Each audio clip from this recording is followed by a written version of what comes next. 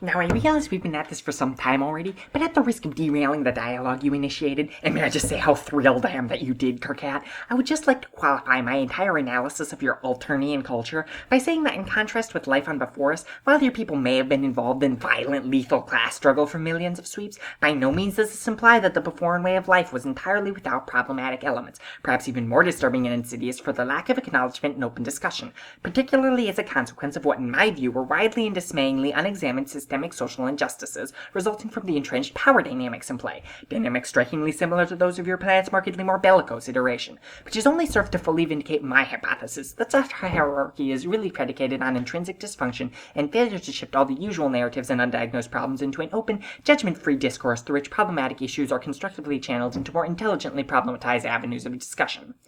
Now, before I continue, it is only decent of me to warn you about certain triggers that are surely ahead in this essay. Conversation.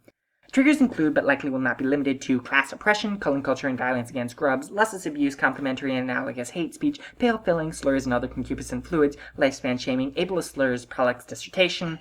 Actually, maybe it would be easier for you to list your triggers, and I'll do my best to avoid those topics or navigate them more delicately if at all possible.